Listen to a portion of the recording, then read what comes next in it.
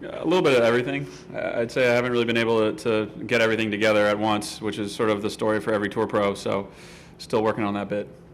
Yeah, I mean, for Shane, they won. So, when you win, it definitely you have a sense of playing freer. I've been on both sides of it, where I won late in the year and I won early in the year, and you definitely sort of cruise to tournaments with a different mindset for obvious reasons after you win early in the year. So I'm sure Shane has that feeling right now. I haven't won, so I don't really have that current feeling. But yeah, it's fun to play in the middle of the year. It's fun to shake things up. Playing with Pat, definitely.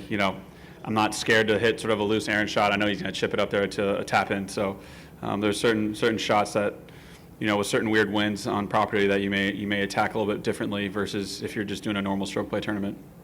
A lot of the holes feel like execution. It's a big boy golf course, championship style.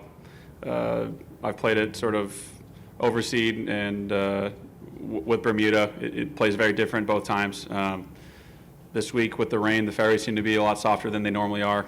Usually your ball's sort of bounding out of the fairway into bunkers and into that rye rough, and you can kind of have to gauge it going into the greens that are typically firm. So I think it's just a fun course to play, and you have to execute shots kind of throughout the entirety of the tournament. I can't really pin it on one thing. I started working with a new trainer. He's definitely helped me feel a lot stronger.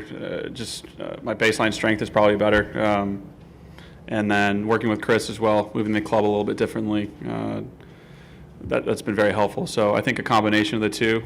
I don't know how to weigh the situation between them, what's more or less, but those two things have definitely helped me pick up some speed. If you just kind of look up, I mean, Scotty is an outlier in many ways currently.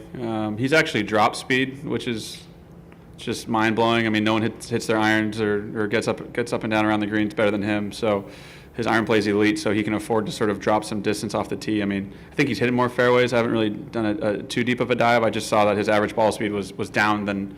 I played with him a couple years ago, and he was sending it past me. So at that time, I felt like I needed to pick up some pace. And now that he's dropped back, he's just doing Scotty things. So, but in general, if you look at the sort of top 10, 15, 20 players in the world, there's sort of a threshold that you need to hit if you're not sort of a crazy elite iron player or a crazy scrambler or things of that nature. So I figured any edge I can get on the field, if it's flying the ball 15 yards further and being able to take out a bunker on a hole that other guys can't, that'll help me over the span of a season. Yeah, I'm lucky. I was Austin, my caddy. He went. He flew in from. I was in Florida just practicing. If I didn't play New Orleans, I was probably going to sneak over to Pinehurst. But just being on 1 week of rest, I ended up not going over to Pinehurst or Valhalla actually. So Austin went over to Pinehurst, checked it out. He said it was very soft. They, just like here, they got a ton of rain.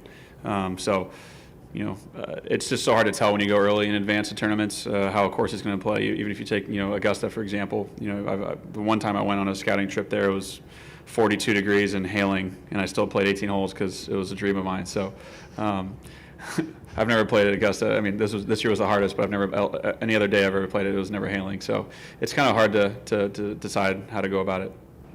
Xander, are you aware of the cut streak you've got going right now, and if so, have you given it much thought? You trying to hit me with a commentator's curse here or something? No. Well, you can't miss it this week, so I figure I can bring it up. That's right. Yeah. It's okay. It's an okay time. Just don't bring it up any other week, all right? Right. It's fair. It's fair this week. Yeah, I mean, yes and no. It gets brought up. I think Austin's actually the one who brought it up to me a couple weeks ago, maybe. But it is what it is. I think I don't know who else is playing a lot of events that and making the cut. I think it's definitely a testament to consistency. All of us out here want to win tournaments, and I guess that's a different question. But yeah, I'm aware of it now that you mentioned it. Does it give you any sense of perspective as to the fact what Tiger did all those years ago, making all those cuts? Yeah. I think you're like 90-something behind him. Yeah.